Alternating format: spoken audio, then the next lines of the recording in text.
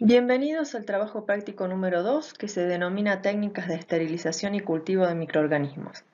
Lo primero que vamos a ver en este trabajo práctico son distintos métodos de esterilización y desinfección.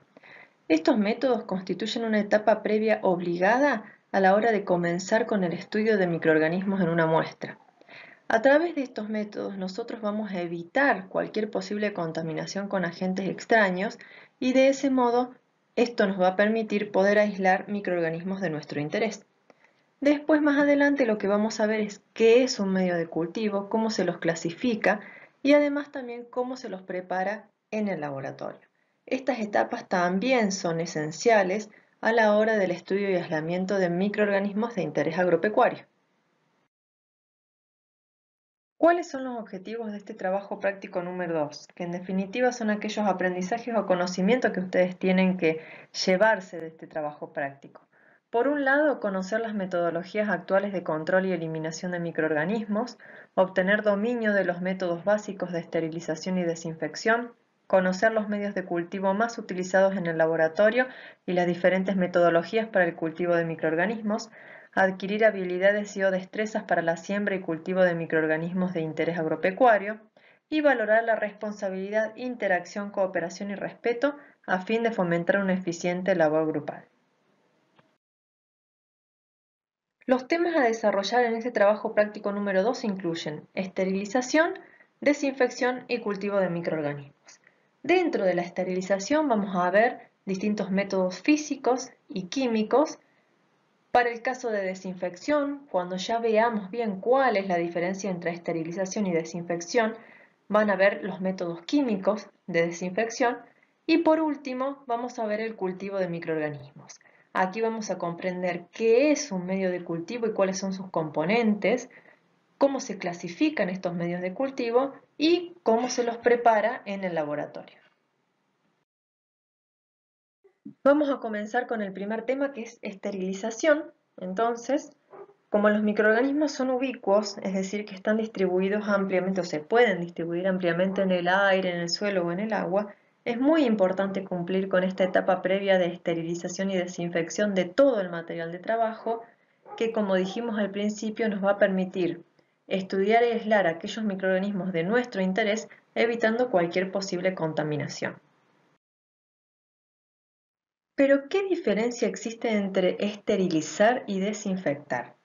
Bien, la esterilización, por un lado, es un proceso que permite la destrucción o remoción de todas las células vivas de los microorganismos, es decir, de hongos, de bacterias, de virus y viroides, y también, en el caso que existiere, de esporas y endosporas de algunos microorganismos. Es decir, que mediante la esterilización yo estoy matando todos los microorganismos existentes y lo hago mediante el uso de agentes físicos o químicos. En el caso de la desinfección, este es un proceso que destruye o inhibe la mayor proporción de los microorganismos potencialmente patógenos, es decir, no se eliminan todos los microorganismos y en algunos casos solamente se provoca su inhibición, es decir, se limita el crecimiento de los microorganismos y después de un cierto tiempo vuelven a crecer con normalidad. Hay un término también que van a escuchar mucho y que vamos a usar, que es el término de antisepsia. ¿Qué es la antisepsia? Bueno, la antisepsia es un conjunto de procedimientos que también, al igual que ocurre con la desinfección, permite la destrucción o inhibe el crecimiento de la mayor proporción de microorganismos potencialmente patógenos, pero a diferencia de la desinfección, un antiséptico es aplicado en la piel o mucosas, ¿sí?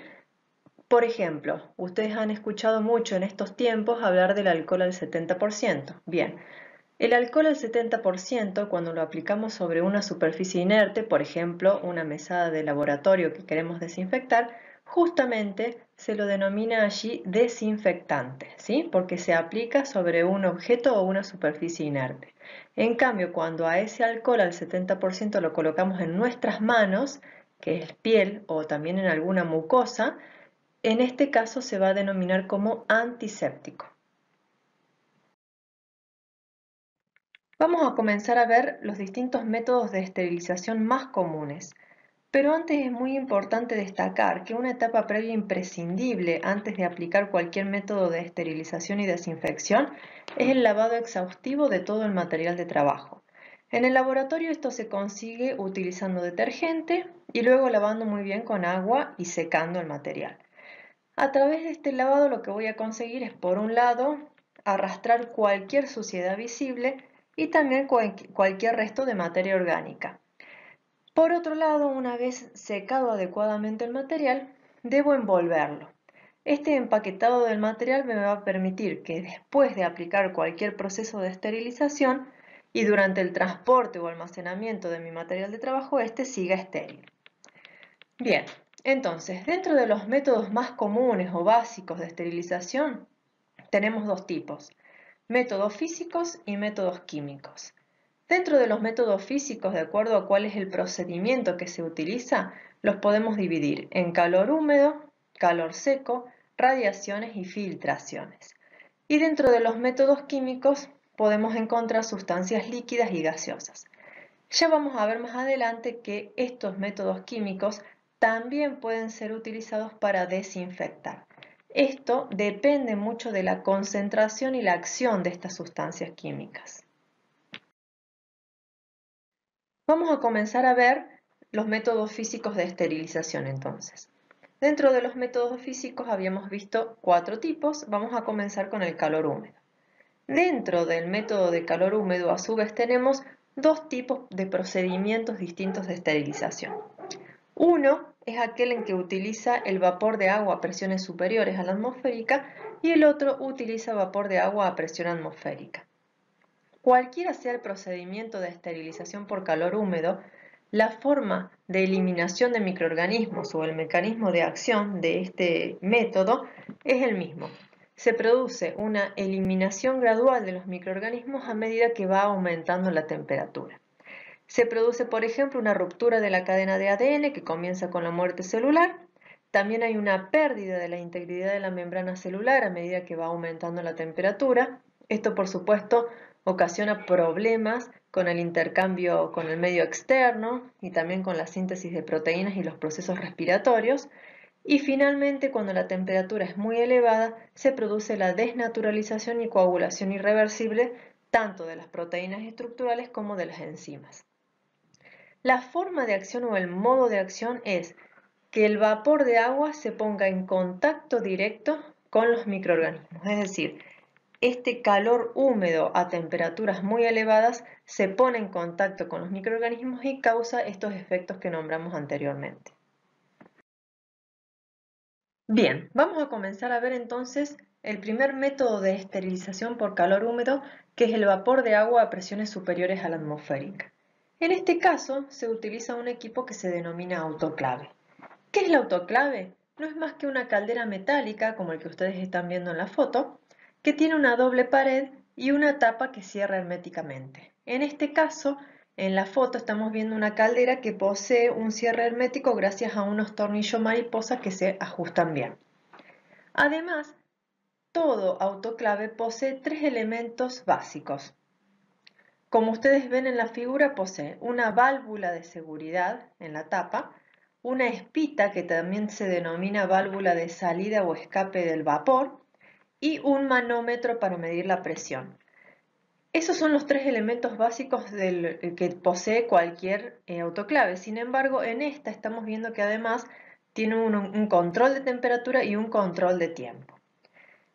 ¿Cómo es el funcionamiento de un autoclave? Si bien en la siguiente diapositiva les voy a detallar bien cómo funciona un autoclave por dentro, para sintetizar cómo es el funcionamiento debemos decir que el vapor de agua, cuando es comprimido dentro del espacio interno del autoclave, adquiere una presión tal que permite que la temperatura se eleve por encima de los 100 grados centígrados.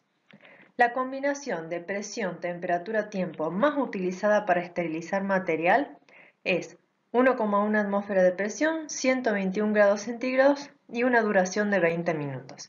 Vamos a ver más adelante cómo se consigue esta combinación. Bien, pero entonces, ¿cómo funciona un autoclave? Yo acá en este ejemplo he dibujado un esquema o he hecho un dibujo esquemático de cómo se ve un autoclave por dentro, así se entiende mejor su funcionamiento. Lo que van a ver si ustedes abren la tapa de un autoclave es un doble fondo. Todo autoclave tiene como dos espacios que quedan divididos por una bandeja perforada. Un espacio como el que ustedes ven en la figura se llena con agua y el otro espacio por encima de esa bandeja perforada es donde se pone mi material a esterilizar. Muy importante antes de comenzar cualquier ciclo de esterilización es colocar agua hasta el nivel de esa bandeja perforada. Una vez que cumplimos con esto, podemos colocar nuestro material a esterilizar. También aquí es un punto muy importante que todos los recipientes que coloque posean un tapón permeable. ¿Por qué? Recuerden que nosotros mencionamos anteriormente que el modo de acción del calor húmedo es la difusión del vapor de agua a temperaturas elevadas directamente en contacto con los microorganismos. Por lo tanto, estos tapones permeables justamente van a permitir la difusión del calor hacia el interior del recipiente. Si utilizo tapones impermeables, no va a permitir esta difusión y no se va a lograr una correcta esterilización. Bien, otra cosa muy importante antes de comenzar el ciclo de esterilización es cerciorarse que la espita o la llave de salida del vapor, como mencionamos anteriormente, esté siempre abierta. Una vez que vimos o cumplimos todos estos requisitos, podemos cerrar la tapa bien herméticamente con los tornillos mariposa, en este caso de este autoclave que estamos viendo, y encender la fuente de calor. En el caso de que el autoclave sea a gas, que por ahí es la forma más fácil de entender el funcionamiento, vamos a encender el quemador o mechero y entonces va a comenzar a aumentar la temperatura.